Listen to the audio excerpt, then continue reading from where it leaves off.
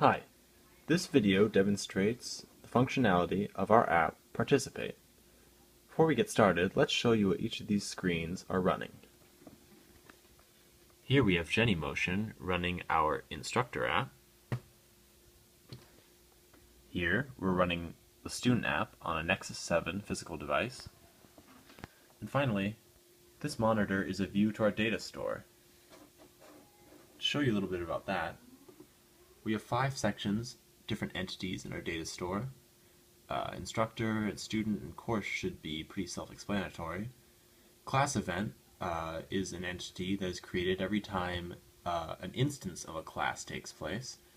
And participation event is created every time a participation event happens.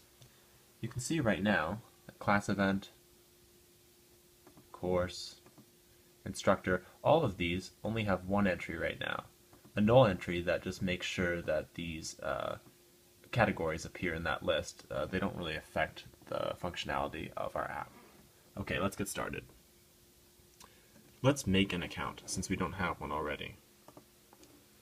All we need is an email address, so let's do q.at.a.com and password can be QWERTYou.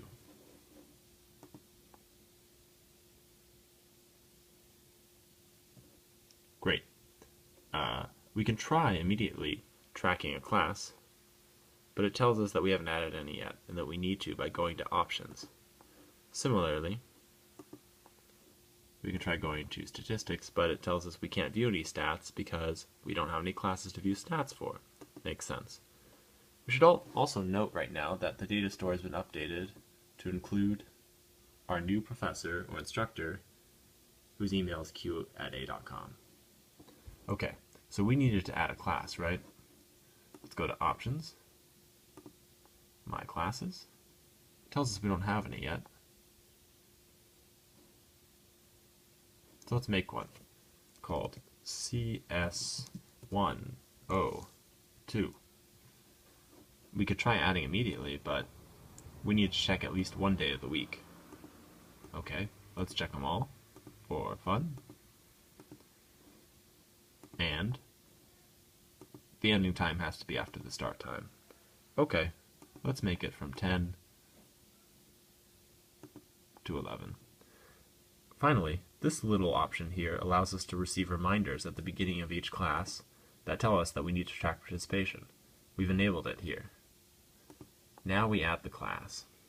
It appears in our My Classes list, and if we go to the data store and go to course, there CS160 is, complete with a class code. Finally, for the instructor app, we can show the robustness of the login system by going to Settings, and we can clear the data off the emulator for Participate Instructor.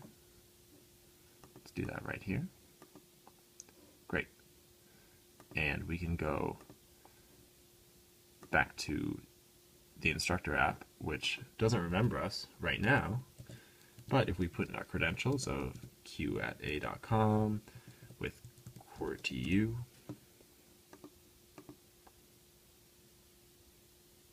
it does remember us and our newly created class. Great. Let's make the student account now. Here we have the, just turned off. There we go. Let's make an account. Let's make my name be Jeff B. Email address can be q@w.com, sure. And let's make the password still be QWERTYou. Great. Similarly to what we did before, we could try tracking a class immediately, but we're not enrolled in any. So we enroll in classes by going to My Classes, Add Class, and entering that course code. That course code for CS102, the class I just made, is in My Classes list. 8XQ8RF.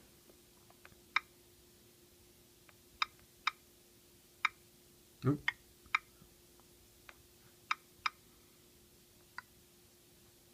Great. we just added CS102. We can look in the Students Enrolled section for CS102, which was previously blank, but is now filled with this new student's student ID. We should also note that that ID comes from the student entity Q at W. Great. So back at the student app, now surely we can track participation, right? Well, no, because the course instructor is not currently tracking participation. That's why we have to go back to the app right here and activate it from the instructor's point of view. Note that it's almost 10 o'clock, so we should be receiving a notification at or near the beginning of the class. Give it a few seconds and wait for it to appear.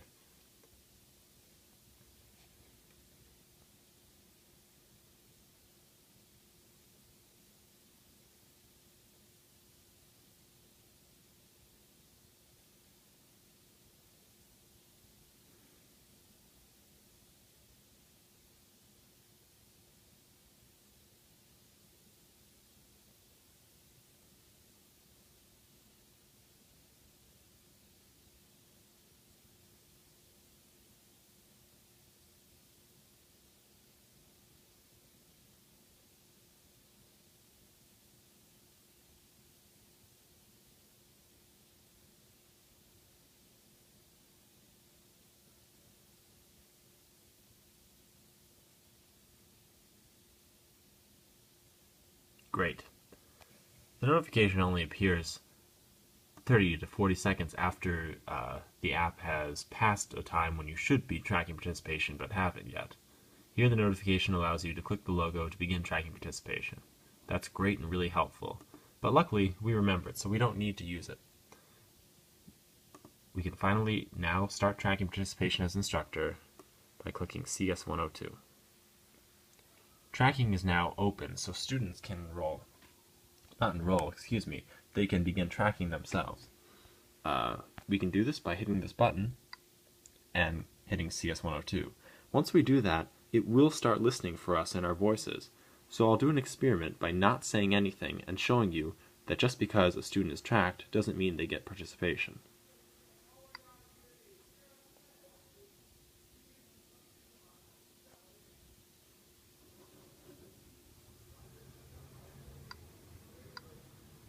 Great. Now we can talk again. We can turn off tracking from the instructor's end as well, and now we can finally view statistics.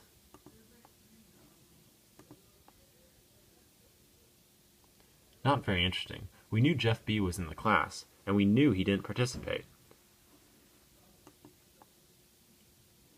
Let's change this up again by starting up.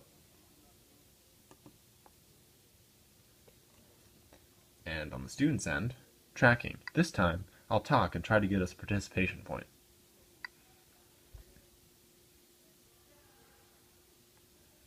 Now I am talking to simulate participation in a classroom.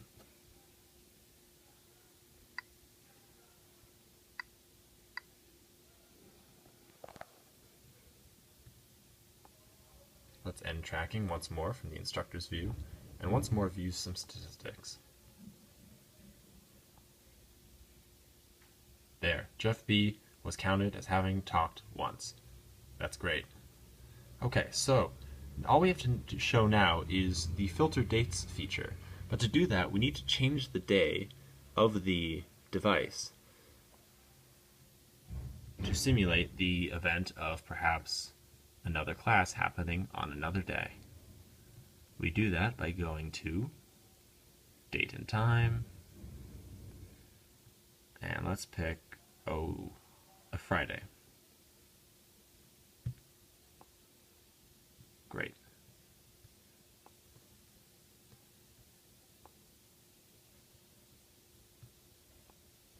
We can go into here, and once again, go back here, and open up participation for tracking. Perfect. Finally, let's really quickly make a new student account. We can do this by clearing the data so it forgets us, and then going back to the login screen by doing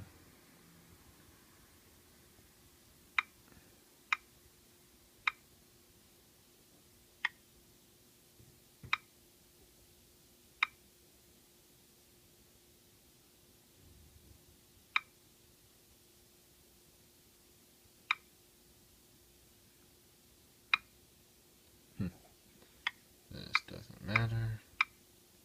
Sorry about this. This part really does not matter at all. It's just to get an account set up for TN. Great. So now we can track because the instructor is already tracking. Oh wait, no. We need to add the class ourselves. If I recall correctly, it was 8xq8rf.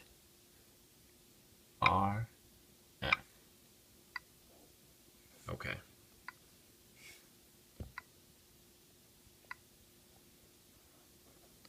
Now I will talk once more to try to get us a participation point for this student.